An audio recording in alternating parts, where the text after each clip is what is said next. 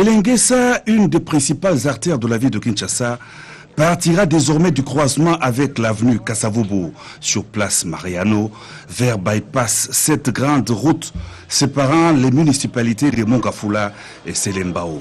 Le président de la République, Félix-Antoine Tshisekedi Tshilombo, est allé s'enquérir personnellement de l'état d'avancement des travaux sur Elenguessa. À l'endroit de l'accueil, le chef de l'État descend de son véhicule. Il salue la population impatiente. La joie est à son comble.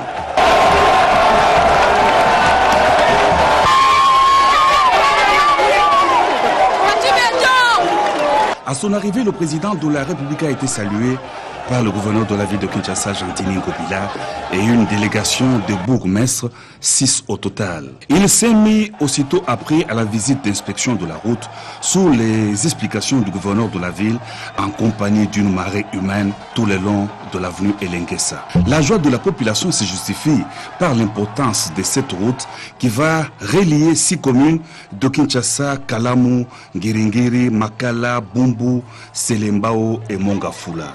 Les travaux s'exécutent en 2 phases, celle de réhabilitation de l'artère complètement terminée et celle de construction d'une nouvelle route à partir du marché de Makala vers l'arrêt Armée du Salut sur Bypass. Les travaux sont exécutés par l'entreprise Adi Construct sous la supervision de l'hôtel de ville. Ils s'inscrivent dans le cadre du programme d'urgence du président de la République. C'est tard dans la soirée que le chef de l'État a quitté la commune de Makala sous les ovations de la population infatigable de cette contrée de la capitale qui s'était mobilisée spontanément pour réserver un accueil délirant au président de la République.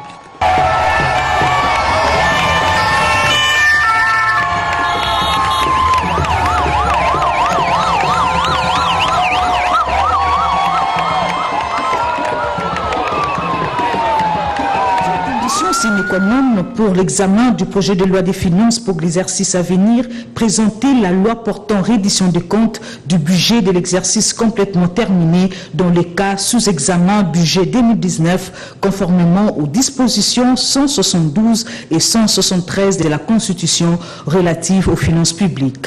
Le ministre des Finances, José Sélé Alagouli, était devant la représentation nationale pour se livrer à cet exercice.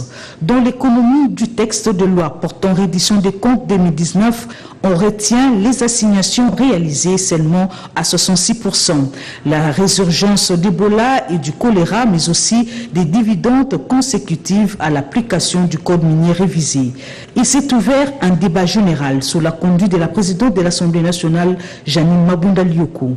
Les députés nationaux n'ont pas épargné l'Argentine nationale sur les dépassements constatés dans l'attribution des crédits budgétaires, la présidence de la République, la primature et les ministères des Finances, alors que d'autres secteurs de la vie nationale ont manqué des crédits. Des dysfonctionnements qui doivent être corrigés et le dépôt tardif de ces projets de loi a été également fustigé. Le ministre des Finances s'est employé à rencontrer les préoccupations des députés. J'ai commencé ma réponse en disant que j'étais d'accord avec une convergence sur un certain nombre de convictions.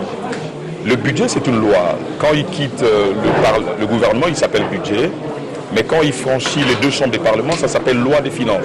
Et une loi est opposable à tout le monde, donc il faut respecter le niveau de crédit budgétaire imparti en dépenses, mais également respecter les niveaux des assignations des recettes impartis au niveau des régies financières. Donc c'est question que chacun se mette dans une dynamique de respect de ce qui est voté et qui a valeur légale.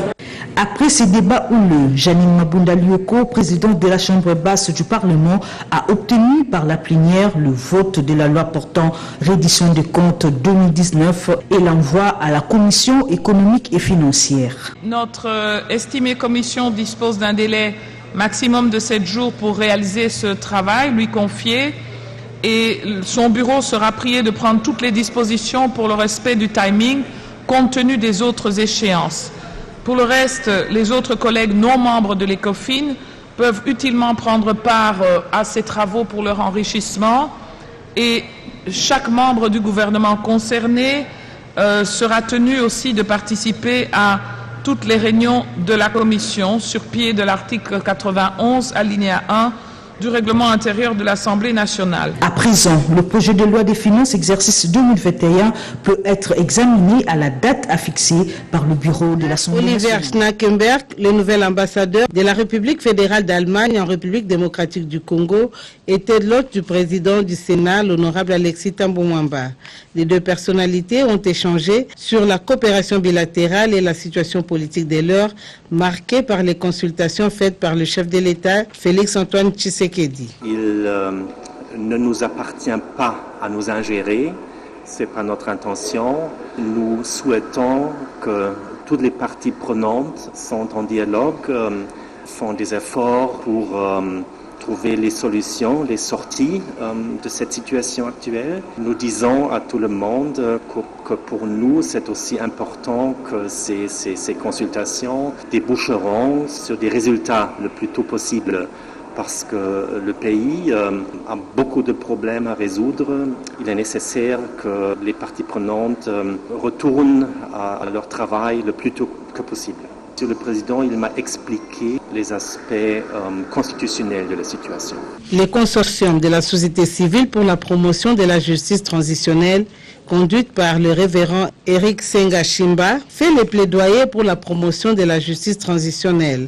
Après la célébration des 10 ans du rapport Mapping, ils ont fait le point. Il a été question pour nous de lui montrer l'activité que nous avons organisée le 1er octobre dans le cadre de 10 ans de publication du rapport Mapping. Vous savez que l'Église de Christ au Congo, par le biais de sa commission Justice, Paix et Sauvegarde de la Création, avait organisé en partenariat avec d'autres organisations de la société civile, notamment la SENCO, Filimbi, Lucha et toutes les autres organisations.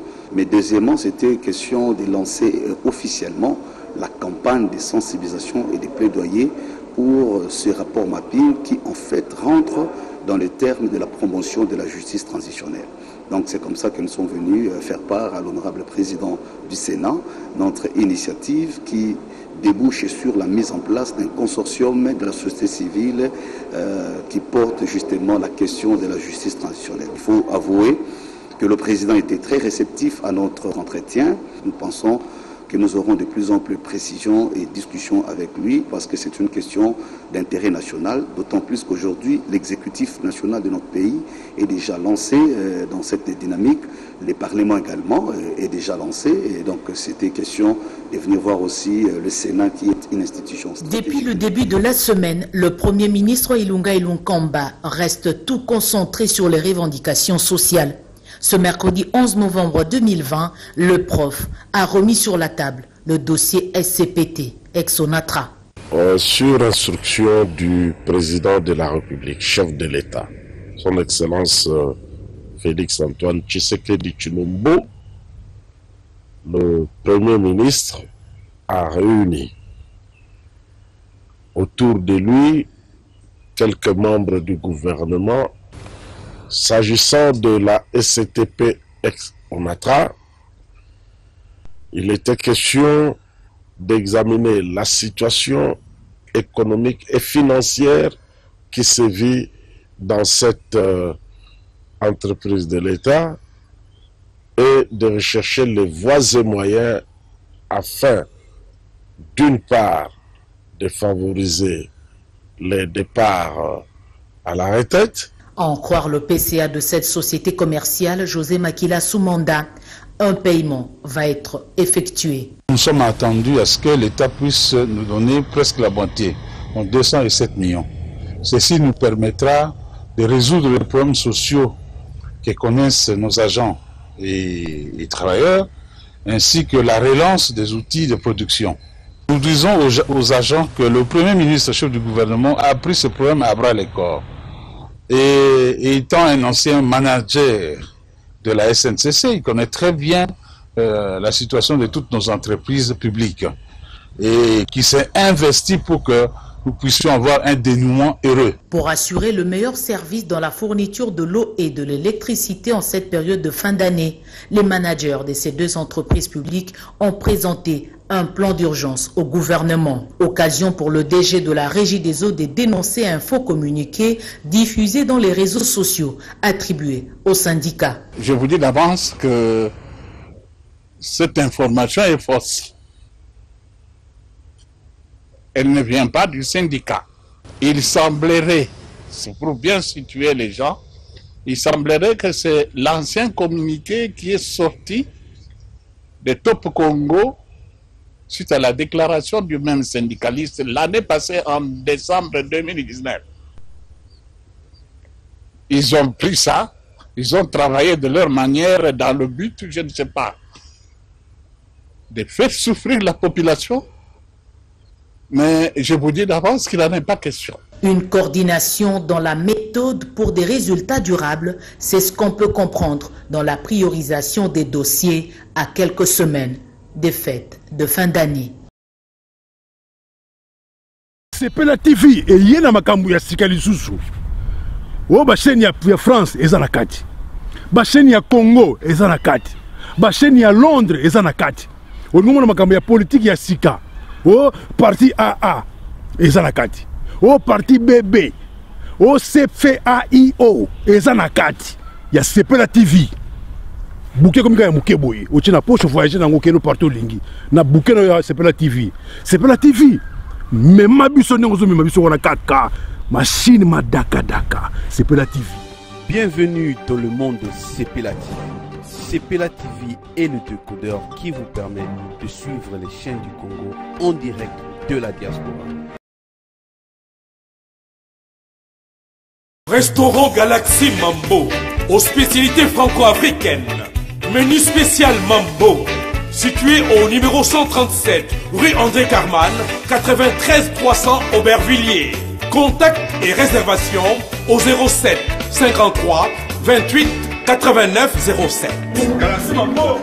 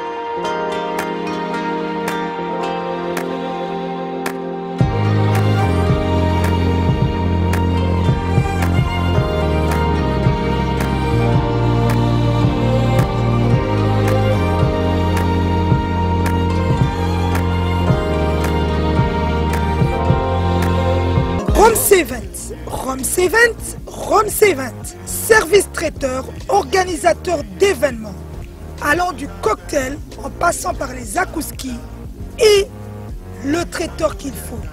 Vous avez toutes les spécialités, africaines, européennes, asiatiques, du monde entier.